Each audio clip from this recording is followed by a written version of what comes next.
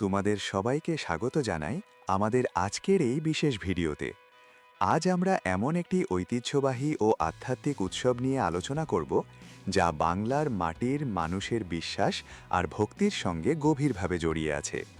আজকের বিষয় চৈত্র মাসে কেন পালন করা হয় মহাদেবের গাজন উৎসব। ভিডিওটি মন দিয়ে শেষ পর্যন্ত দেখো, কারণ আজকের এই গল্পে আছে ধর্ম, ইতিহাস, লোকবিশ্বাস আর মানুষের অটুট ভক্তির এক অসাধারণ মেলবন্ধন। প্রথমেই আমরা জানব গাজন উৎসব আসলে কি। গাজন হল মূলত শিব ভক্তদের একটি তপস্যামূলক উৎসব, যা বাংলা বছরের শেষ মাস চৈত্রে পালিত হয়। এই উৎসবের মূল উদ্দেশ্য হল ভগবান মহাদেবকে সন্তুষ্ট করা, তার আশীর্বাদ লাভ করা এবং জীবনের দুঃখ কষ্ট দূর করা। গাজন শব্দটির উৎপত্তি নিয়ে বিভিন্ন মত রয়েছে। কেউ বলেন গর্জন শব্দ থেকে গাজন এসেছে, কারণ এই সময় ভক্তরা উচ্চস্বরে হর হর মহাদেব ধ্বনি দেন। আবার কেউ বলেন গা মানে শরীর আর জন মানে মানুষ, অর্থাৎ শরীরের কষ্ট সহ্য করে ঈশ্বরের আরাধনা করা। এবার প্রশ্ন হল, এই গাজন উৎসব চৈত্র মাসেই কেন পালন করা হয়? চৈত্র মাস হল বাংলা বছরের শেষ মাস। এই সময় প্রকৃতিতে এক ধরনের পরিবর্তন দেখা যায়। গরম পড়তে শুরু করে, ফসল ঘরে তোলা হয় আর কৃষকরা নতুন বছরের জন্য প্রস্তুতি নিতে থাকেন।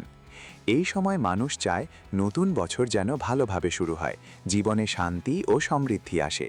তাই তারা মহাদেবের কাছে প্রার্থনা করেন। লোকবিশ্বাস অনুযায়ী চৈত্র মাসে মহাদেব খুব সহজেই ভক্তদের ডাকে সাড়া দেন।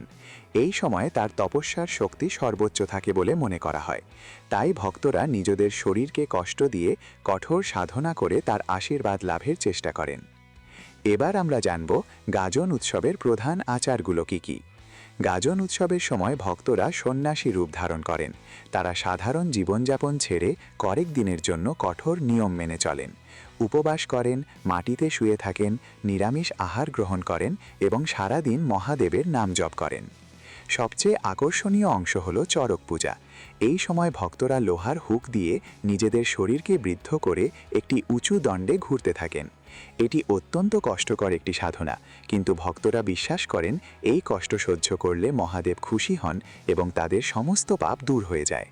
এছাড়া অনেক জায়গায় আগুনের উপর দিয়ে হাঁটা, কাটার বিছানায় শোয়া এবং শরীরে বিভিন্ন যন্ত্রণা সহ্য করার মতো আচারও পালন করা হয়। এগুলো শুধুমাত্র শারীরিক কষ্ট নয়, বরং ভক্তির এক চরম পরীক্ষা। এবার আমরা জানব গাজন উৎসবের সঙ্গে কৃষি ও গ্রামীণ জীবনের সম্পর্ক কী। বাংলার গ্রামীণ জীবনে গাজন উৎসবের বিশেষ গুরুত্ব রয়েছে। চৈত্র মাসের শেষে ফসল ঘরে ওঠে আর নতুন বছরের আগে কৃষকরা একটু স্বস্তি পান।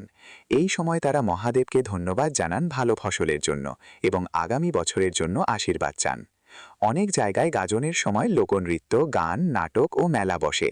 এতে গ্রামের মানুষ একসঙ্গে আনন্দ উপভোগ করেন এবং সামাজিক বন্ধন আরও মজবুত হয়। এবার আমরা জানব গাজন উৎসবের পেছনের পৌরাণিক কাহিনী। একটি জনপ্রিয় কাহিনী অনুযায়ী একসময় পৃথিবীতে ভয়াবহ খরা দেখা দেয়। মানুষ দুঃখে দুর্দশায় দিন কাটাতে থাকে। তখন ভক্তরা মহাদেবের কাছে প্রার্থনা করেন। মহাদেব তাদের কষ্ট দেখে করুণায় আপ্লুত হন এবং বৃষ্টি দেন। তখন থেকেই মানুষ তার কৃপা লাভের জন্য গাজন উৎসব পালন করতে শুরু করে। আরেকটি কাহিনী বলে মহাদেবের বিবাহের সঙ্গে এই উৎসবের সম্পর্ক রয়েছে। চৈত্র মাসে শিব ও পার্বতীর বিবাহ হয়েছিল বলে বিশ্বাস করা হয়, তাই এই মাসে শিবকে বিশেষভাবে পূজা করা হয়। এবার প্রশ্ন আসতে পারে, এই কঠোর সাধনার কি সত্যিই কোনো প্রয়োজন আছে? আসলে গাজন উৎসব শুধুমাত্র শারীরিক কষ্টের মধ্যে সীমাবদ্ধ নয়। এটি মানুষের আত্মবিশ্বাস, ধৈর্য এবং বিশ্বাসের প্রতীক। যখন একজন ভক্ত এত কষ্ট সহ্য করেও ঈশ্বরের প্রতি বিশ্বাস রাখেন, তখন তা আমাদের শেখায় জীবনে যত বাধাই আসুক, বিশ্বাস আর পরিশ্রম থাকলে সবকিছু সম্ভব। এই উৎসব আমাদের শেখায় জীবন মানেই সংগ্রাম, আর সেই সংগ্রামে জয়ী হতে হলে দরকার ধৈর্য, আত্মনিয়ন্ত্রণ এবং অটুট বিশ্বাস। বন্ধুরা, আজকের এই ভিডিও থেকে আমরা কি শিখলাম? আমরা শিখলাম যে গাজন উৎসব শুধু একটি ধর্মীয় আচার নয়, এটি মানুষের জীবন সংগ্রামের প্রতীক। এটি আমাদের শেখায় কিভাবে কষ্টকে জয় করে সামনে এগিয়ে যেতে হয়। তাই জীবনে যত সমস্যাই আসুক না কেন, হাল ছেড়ে দিও না। মহাদেবের মতো শক্তিশালী হও, নিজের লক্ষ্যে অটল থাকো আর বিশ্বাস রাখো একদিন সফলতা অবশ্যই আসবে।